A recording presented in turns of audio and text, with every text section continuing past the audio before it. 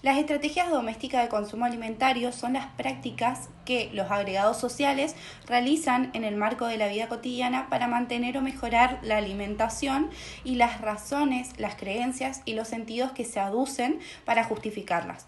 Son definidas como las prácticas y representaciones a las estrategias domésticas de los hogares, donde nos permiten comprender cómo y por qué cambiaron las formas de comer durante la convertibilidad y qué efectos tuvieron estos cambios en la población. Al hablar de estrategias no nos referimos a la prosecución intencional y planificada de las metas fríamente calculadas, sino al despliegue activo de las conductas, las líneas de acción y las prácticas orientadas a la obtención de satisfactores, en este caso con respecto a la alimentación, y que obedecen a las regularidades socialmente inteligibles para el investigador, aunque no necesariamente sean evidentes para los agentes que las realizan. Estas estrategias se desarrollan en la práctica por ensayo y error, alimentadas por los resultados de la experiencia familiar y del entorno de amigos, vecinos e iguales. Más que racionales en el sentido de conscientes de fines y medios, podríamos decir que son razonablemente esos sentidos prácticos de los que habla Bourdieu en 1995. Las estrategias no son individuales, sino que el agregado social, que llamamos hogar o familia, unidad doméstica, porque allí se realizan los más importantes y significativos eventos para la alimentación de las personas, quienes deciden en conjunto, con todas las negociaciones culturalmente admitidas, el destino de los ingresos, de los egresos, de la preparación y de la distribución de los alimentos. Todo esto justificado por las creencias y los valores acerca de qué se debe o se puede comer. Estamos hablando de conductas o cursos de acción posibles y probadas que se observan por los resultados y se mantienen en el tiempo largo del ciclo de la vida, diferenciándola de los arreglos conjunturales que se efectúan en corto plazo para superar un evento puntual. Por ejemplo, no comprar tomates porque aumentó el precio es un arreglo conjuntural. En cambio, reducir el consumo de frutas y verduras porque en la década han mantenido elevados precios más caros es una estrategia. Al hablar de estrategia, estamos hablando de elecciones entre diferentes cursos de acción posibles de realizar. Pero estas elecciones no son libres ni infinitas, sino que los hogares son quienes van a decidir de un limitado espectro de oportunidades, tanto más limitado cuanto más pobre sea el hogar. Y esto se refiere solo a los recursos materiales, sino también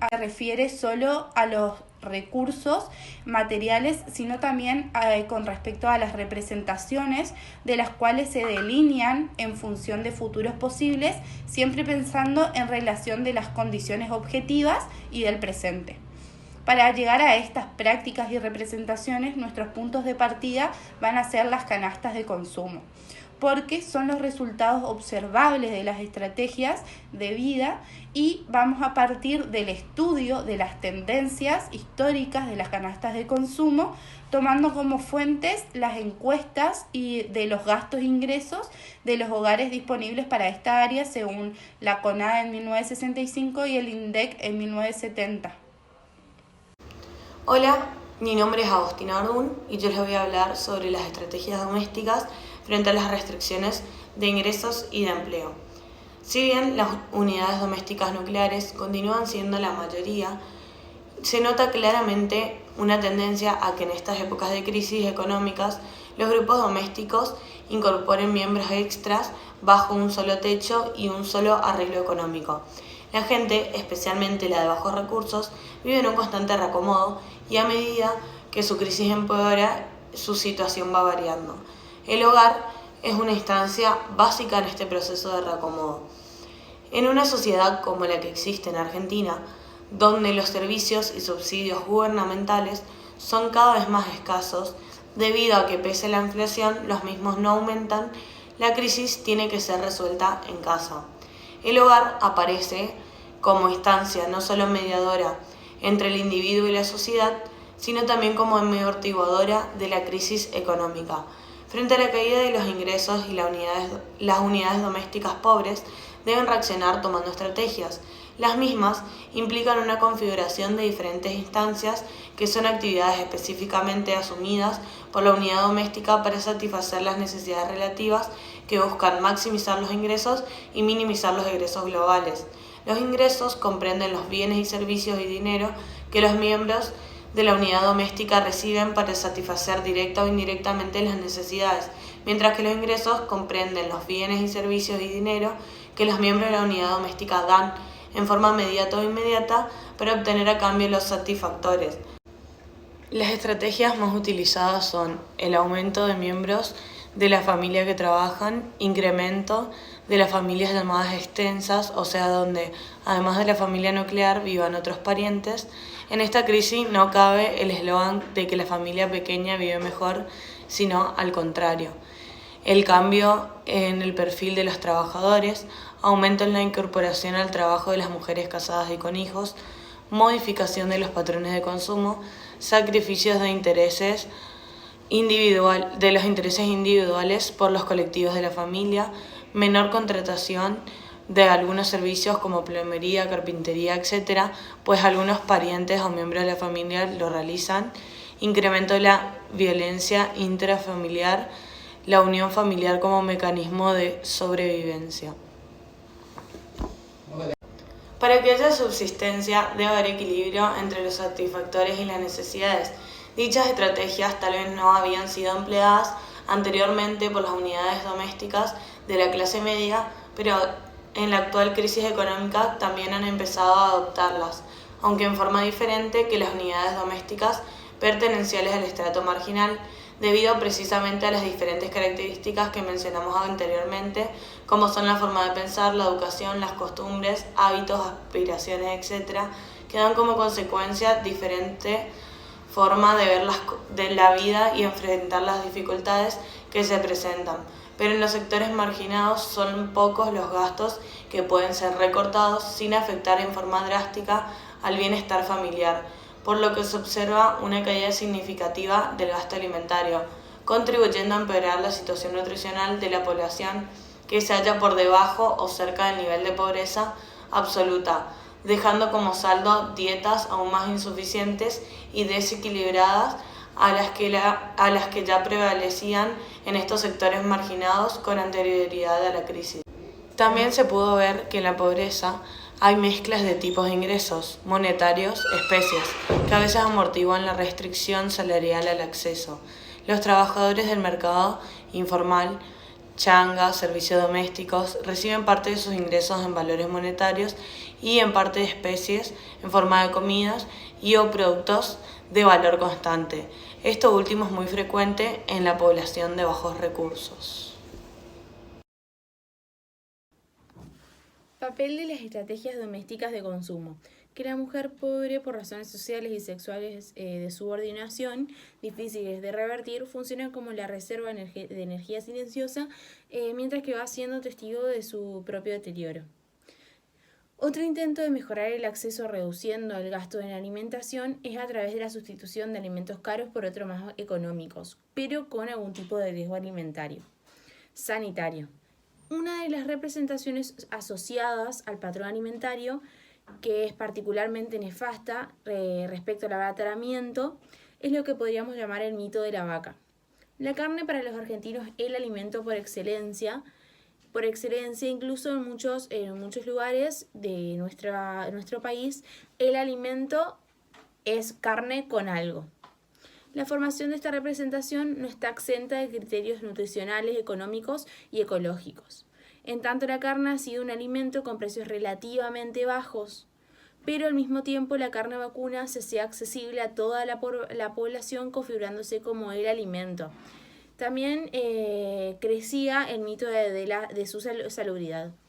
La población no reconoce que la carne pueda hacer algún daño alguno o que pueda traer algún tipo de enfermedad.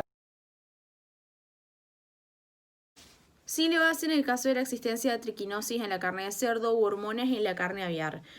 Pero la carne vacuna carece en la representación popular de enfermedades que puedan afectar al ser humano. La difusión de datos sobre contaminación aftóxica se ve como un problema político de colocación de carnes en mercados extranjeros.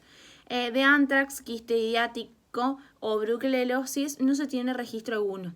Por lo tanto, recurrir a la compra de carne en mataderos clandestinos no produciría un riesgo en el ser humano. Lo que se hace con recelo en el caso de la carne de cerdo o aviar, que está bloqueado en el caso de la carne vacuna. Así, no es extraño que para abaratar costos las familias compren carnes en mercados clandestinos.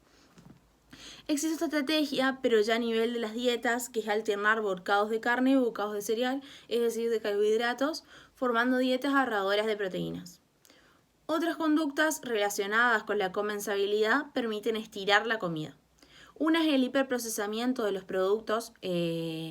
Es conocida la relación 50-50 en el caso de aprovechamiento de los pollos en sectores de ingreso medio. Entre los pobres, en cambio, el aprovechamiento es 70-30. No se echa la piel, no se echan los huesos, las vísceras se hierven y se cocinan con arroz, los huesos se cocinan con la sopa, lo que además tiene mayor ventaja en la basura, es decir, que no se acumula tanta basura.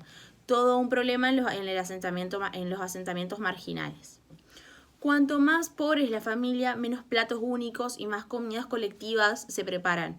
La preparación de guisos y sopas es muy común y permite homogeneizar pocos productos en un único plato, cuyo contenido líquido alentará más, es decir, llenará más, y además se permite el consumo de pan para lograr mayor saciedad. No insistiremos con las conductas porque no mejoran el acceso, solo están destinadas a lograr la saciedad. Marco conceptual de las estrategias domésticas de consumo. Resumiendo, ante la crisis del ingreso, las familias pobres utilizaron conductas de optimización como la mezcla de ingresos en especie y monetarios, el control femenino de los mismos, la búsqueda de un flujo permanente aún sacrificando el monto, y la diversificación de las fuentes.